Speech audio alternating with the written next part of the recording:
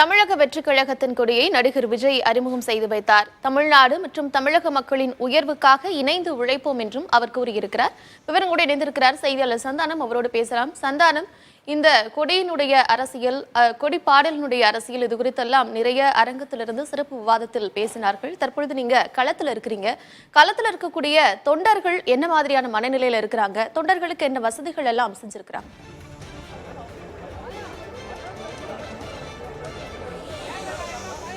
மிகவும் எதிர்பார்க்கப்பட்ட தமிழக வெற்றி கழகத்தினுடைய கொடியினுடைய பாடலும் தற்போது அறிமுகம் செய்யப்பட்டிருக்கிறது.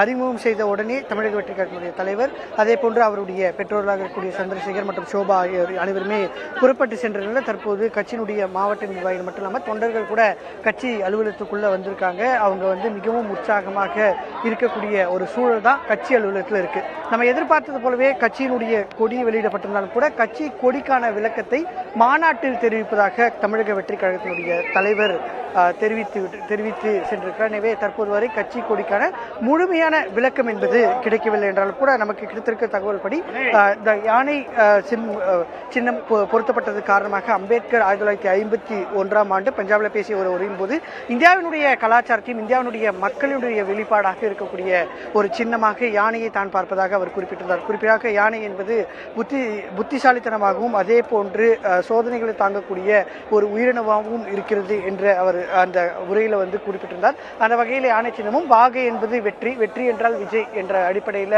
அந்த சின்னமும் முழுக்க பார்த்தா தமிழக வெற்றி கழகம், அதே போன்று கட்சியினுடைய கொடியில வாகை என ஒட்டுமொத்தமாக வெற்றியை குறிக்கும் வகையிலே கொடி என்பது முழுமையாக வடிவமைக்கப்பட்டிருக்கிறது.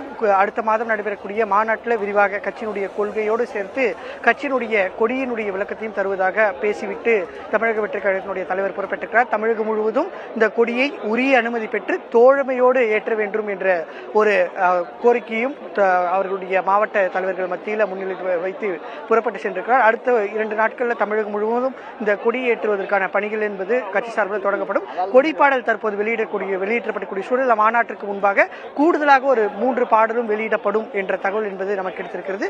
ஒரு வகை மிகவும் எதிர்பார்த்து கடந்த பிப்ரவரி மாதம் கட்சியை தொடங்கியிருந்தாலும் கூட மிகவும் எதிர்பார்த்து காத்திருந்த விஜயனுடைய நேரடி அரசியல் பணி என்பது இன்றுதான் தொடங்கியிருப்பதாக பார்க்கிறது. தொடர்ந்து அடுத்த மாதம் நடைபெறக்கூடிய மாநாட்டில் அவர் அடுத்த கட்டத்துக்கு தன்னுடைய கட்சியும் தன்னுடைய நிலைப்பாடு என்னவாக இருக்கிறது என்பதை விரிவாக பேச வேண்டிய ஒரு நோக்கமும் அது எப்படி அமைப்போது என்று பார்க்க வேண்டிய ஒரு சூழலும் நிலவுகிறது. கார்த்திகா, சந்தானம், அவர் இந்த கொடியினுடைய அரசியல் குறித்து மாநாட்டில் பேசுறதா சொல்லியிருக்கிறாரு. தொடர்ந்து இந்த கொடியினுடைய அரசியலுக்கான சில விஷயங்களை நீங்க குறிப்பிட்டு சொன்னீங்க.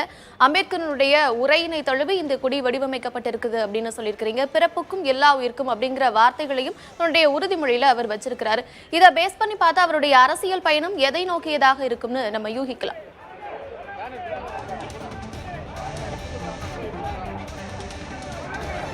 நிச்சயமா இந்த கட்சியினுடைய உறுதிமொழியிலிருந்து நம்ம பார்க்கணும். அவருடைய பேனர்ல தொடர்ந்து பிறப்புக்கும் எல்லா உயிருக்கும் குறிப்பிட்டதா இருக்கட்டும். கட்சியினுடைய உறுதிமொழியில பார்த்தீங்கன்னா முதல்ல சுதந்திர போராட்ட தியாகிகளுக்கு நன்றி தெரிவிக்கிறதா இருக்கட்டும். அதை தொடர்ந்து தமிழ்நாட்டில் மிக முக்கியமாக ஒரு போராட்டமாக பார்க்கிறது மொழிப்போர் தியாகிகளுக்கு நன்றி தெரிவிக்கிறதா இருக்கட்டும். அதுக்கப்புறம் மிக முக்கியமாக கடந்த 50 ஆண்டுகளுக்கு மேலாக தமிழக அரசியல்ல முக்கிய பங்கு வகிக்கக்கூடிய மதசார்பின்மை, அதே போன்று அரசியலமைப்பு சட்டத்திற்கு சார்ந்து ஒரு அரசியல் என தொடர்ந்து தமிழகத்தில் தொடர்ந்து உச்சரிக்கக்கூடிய, அதே போன்று பெரும்பான்மை அரசியலுடைய முழுமையாக பார்க்கக்கூடிய மதசார்பின்மை, அதே போன்று ஜாதி வேறுபாடு களைய வேண்டும் உள்ளிட்டவை குறித்து உறுதிமொழி இருக்கிறது. பிற்போக்கும் எல்லா இருக்கும் அப்படின்னு ஒட்டுமொத்தமா பார்க்கணும். ஏற்கனவே தமிழகத்தில் இருக்கக்கூடிய திராவிட சித்தாந்தங்களை தழுவிய ஒரு கட்சியா இருக்கிறது அப்படின்னு தான் இருக்கு. இருப்பினும் நேரடியாக அவர் குறிப்பிடும் பட்சத்துல தான் அது குறித்தான முழுமையான விவரம் என்பது நமக்கு தெரிய வரும். கார்த்திகா.